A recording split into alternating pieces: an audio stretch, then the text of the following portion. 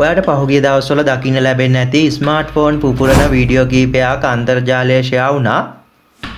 මේ වීඩියෝ දර්ශන වලට අනුව ඔයාලට පේනවා ඇති මේ වගේ ෆෝන් පිපිරීමකදී අපිට මොනතරම් අනතුරක් වෙන්න පුළුවන්ද කියලා.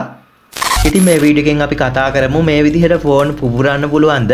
ඒ වගේම එහෙම දෙයක් වෙනවා නම් අපි කල් තියාම දැනගන්නේ කොහොමද කියලා සහ පරිස්සම් වෙන්නේ කොහොමද කියලා. ෆෝන් එකක් භාවිතා කරන කෙනෙක් විතරක් නෙවෙයි ෆෝන් එකක් ළඟින් ඉන්න කෙනෙක් වුණත් මේ වීඩියෝ එක අනිවාර්යයෙන්ම නැරඹිය යුතුම වීඩියෝවක්. ඉතින් වීඩියෝ එක වටිනවා කියලා හිතෙනවා නම් වීඩියෝ එකට ලයික් එකක් දාලා මේ වීඩියෝ එක තවත් කෙනෙකුට බලන්න අනිවාර්යයෙන්ම ෂෙයා කරන්න. ඒ වගේම පහළ තියෙන subscribe button එක ක්ලික් කරලා bell icon එක all දාගත්තොත් මම වීඩියෝ එකක් දාපු ගමන් ඔයාලට දැනගන්න පුළුවන්. පළවෙනිටම අපි දැනුවත් වෙන්න ඕන දේ තමයි මේ විදිහට ෆෝන් එකක් පුපුරන්න පුළුවන්ද කියන කාරණය. ඇත්තටම ඕනෑම වෙලාවක මේ ෆෝන් එකක් පුපුරන්න හේතු කීපයක් තියෙනවා. මේ විදිහේ පිපිරීමක් වාර්තා වුණු පළවෙනි වතාව නෙවෙයි මේ. තවත් ලෝකයේ ගොඩක් තැන්වල මීට කලින් ෆෝන් පිපිරීම් වාර්තා වෙලා තියෙනවා. නමුත් ගොඩක් තැන්වලදී මාධ්‍ය හරහා සහ තවත් විවිධ හේතු නිසා මේ දේවල් එළියට එන්නේ නැහැ. මේ ගැන හරි අවබෝධයක් ලබා ගන්න පුළුවන් ඔයාලට මෙන්න මේ වීඩියෝ ක්ලිප් හරහා. ඔයාලට මේ බලා ගන්න පුළුවන් වෙන්නේ ස්මාර්ට්ෆෝන් බැටරි එක්ස්පෙරිමන්ට් එකක්. ඔයාලට මේ හරහා පැහැදිලි වෙන්න ඇති ෆෝන් එකක් මේ විදිහට පුපුරන්න පුළුවන්ද බැරිද කියලා. මේ ගැන කතා කරනකොට දෙවෙනියට ඇති වෙන ගැටලුව තමයි මේ විදිහට මොන වගේ ෆෝන්ද පුපුරන්න පුළුවන් ඒ වගේම අවදානමක් තියෙන කියලා. ඉතින් මේ විදිහට ෆෝන් එකක් පුපුරන්න බලපාන හේතු කීපයක් තියෙනවා. අපේ මේ ෆෝන් එක තුල තියෙන හැම කොටසක්ම එක්ස්ප්ලෝෂන් වීමේ හැකියාවක් නැහැ. නමුත් ඊටාම අවදානම් කොටසක් තමයි මේ අපේ හැම ෆෝන් එකකම තියෙන ලිතියම් අයන් බැටරි එක. ෆෝන් එකක් රත් වුණු කාල සීමාව තුළ බැටරි එක රත් වීම හේතුවෙන් ලොකු පිපිරීමක් හෝ වෙනත් අනතුරක් සිදු වෙන්න පුළුවන්. අපි නොදැන හිටියත් සම්පූර්ණයෙන්ම මේ ෆෝන් බැටරි එක තුළ තියෙන විස සහිත රසායනික ද්‍රව්‍ය. ඉතින් මේ වගේ දෙයක් ඇති වෙන්න පුළුවන් ප්‍රධානම හේතුව තමයි ෆෝන් එක ඕවර්හීට් වීම එහෙම නැත්නම් රත් වීම.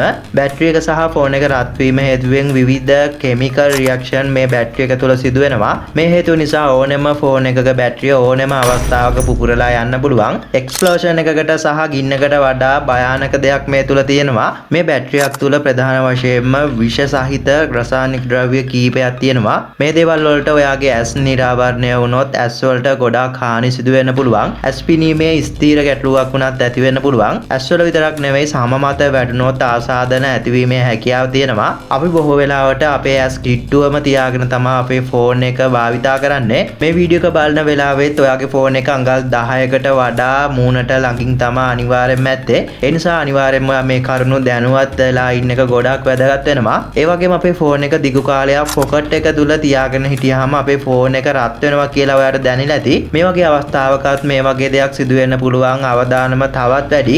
ඒ නිසා ඔයාගේ ෆෝන් එක අධික ලෙස රත් වෙනවා නම් කිසිම වෙලාවක data on කරලා පොකට් එකේ හෝ බෑග් එකක දාගන්න එපා. පිපිරීමක් ඇති වුණේ නැතත් ඔයාගේ ෆෝන් එකේ ආයු කාලය ඒ නිසා ගොඩක් අඩු වෙන්න පුළුවන්. ඔයාගේ ෆෝන් එක ගොඩක් රත් වෙනවා නම් ඔයාලට පුළුවන් data off කරලා flight mode එක on කරලා පොකට් එක තුල දාගන්න. එතකොට මේ heat වීමේ අවදානම ගොඩක් අඩු වෙනවා. ඒ වගේම ෆෝන් එකක් අවුවස් හැර තියෙන අවස්ථාවක භාවිතා කරනවා නම් තවත් මේකේ අවදානම වැඩි වෙනවා. ඒ වගේම ඔයාගේ කායකේ vehicle එකේ ෆෝන් එක දාලා යනවා නම් තවත් උෂ්ණත්වය මත මීට වඩා අනතුරක් සිදු වෙන්න පුළුවන්. ඉතින් මේ ෆෝන් එකක් නිකම්ම හිටිය හැටිය රත් වෙලා පුපුරන්නේ නැහැ. පිපිරීමකට ලක් වෙන්න පුළුවන් අවස්ථා කීපයක් තියෙනවා සහ අපිට හඳුනා ගන්න පුළුවන්. අපි මේ ෆෝන් එක උෂ්ණත්වය සෙල්සියස් අංශක 25 32ත් අතර තියෙනවා නම් ඉතාම හොඳයි. ඒ වගේම 35 38ත් අතර තියෙනවා නම් තවමත් අවදානමක් නැහැ. නමුත් 46ත් 50ත් අතර රත් වෙනවා නම් කිසියම් අවදානමක් තියෙනවා. ඒ වගේම සෙල්සියස් අංශක 50ත් 60ත් අතර රත් වීමක් සිදු වෙනවා නම් පිපිරීමක් හෝ වෙනත් හානියක් සිදු වෙන්න පුළුවන්. ඔයාට ඔයාගේ ෆෝන් එක තුල තියෙන උෂ්ණත්වය ප්ලේ ස්ටෝර් එක තුල තියෙන විවිධ ඇප් හරහා බලා ගන්න පුළුවන්. මේ ඇප් හරහා ඔයාට පුළුවන් ෆෝන් එකේ අභ්‍යන්තරයේ උෂ්ණත්වය බලා ගන්න.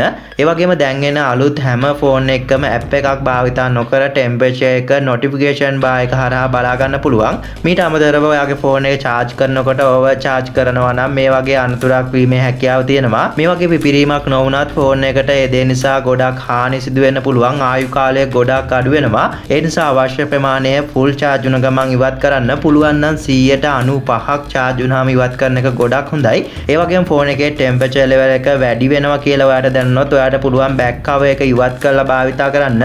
මොකද මේ බෑක් කවර් එක නිසා ෆෝන් එකේ අභ්‍යන්තරයේ තවත් හීට් වීම සිදු වෙනවා. ඔයාලට ෆෝන් එක එකවර දිගටම භාවිතා කරන්න ඕනේ නම් රත් වීගෙන එන අවස්ථාවක ඔයාලට පුළුවන් ෆෝන් එක සිසිල් මතු පිටක තියන්න. උදාහරණයක් විදිහට වියලි ටයිල් එකක් හෝ විදුරුවක් මත තියන්න පුළුවන්. එතකොට ගොඩක් වේගයෙන් ටෙම්පරේචර් එක අඩු වෙනවා. ඔයාලට බලා ගන්න පුළුවන් වෙයි. ඒක 100%ක් ආරක්ෂාකාරී. ඔයා හෙවි යූසර් කෙනෙක් නම් ඔයාලට පුළුවන් මෙන්න මේ වගේ ෆෝන් රේඩියේටර් එකක් මිලදී ගන්න.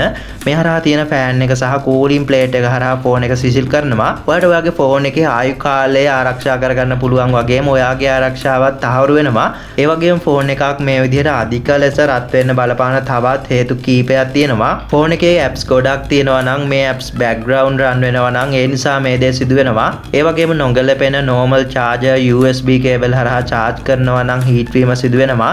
තවත් සමහර අය signal නැති connection භාවිතා කරනවා. ගොඩක් අය නොදන්න දෙයක් තමයි ෆෝන් එක රත් වෙන්න මේ දේත් ගොඩක් බලපානවා. ෆෝන් එකක් භාවිතා කරනකොට මේ දේවල් ගැනත් අවධානයෙන් ඉන්නවා නම් මේ අනතුරු වලින් ඔයාට ආරක්ෂා වෙන්න පුළුවන්. ඉතින් අද වීඩියෝ එක ගැන මොකද හිතන්නේ? මේ දේවල් නොදන්න අය තව ගොඩක් ඉන්නවා. ඒ අයටත් බලන්න අනිවාර්යයෙන්ම ඔයාගේ Facebook, WhatsApp, social media වල මේ වීඩියෝ එක share කරලා බෙදා ගන්න. වීඩියෝ එක වැදගත් වුණා නම් ඔයාගේ අදහස් සහ ගැටලු පහලින් comment කරන්න. ඒ වගේම මේ වගේ වීඩියෝ ඉදිරියටත් බලන්න කැමති කෙනෙක් නම් පහළ තියෙන subscribe button එක click කරලා bell icon එක all දාගන්න. එතකොට මම අලුතින් වීඩියෝ එකක් දාපු ගමන් ඔයාට දැනගන්න පුළුවන්. ඉතින් මම මේ වගේ වීඩියෝ මගේ channel එකේ ගොඩක් කරලා තියෙනවා. මගේ channel එකට ආවොත් ඔයාට හැම වීඩියෝ එකක්ම බලන්න පුළුවන්. එහෙමනම් මම වීඩියෝ එක මෙතනින් අවසන් කරනවා. තවත් මේ වගේ වීඩියෝ එකකින් හමු වෙමු. වීඩියෝ එකත් එක්ක එකතු වුණාට බොහොම ස්තුතියි.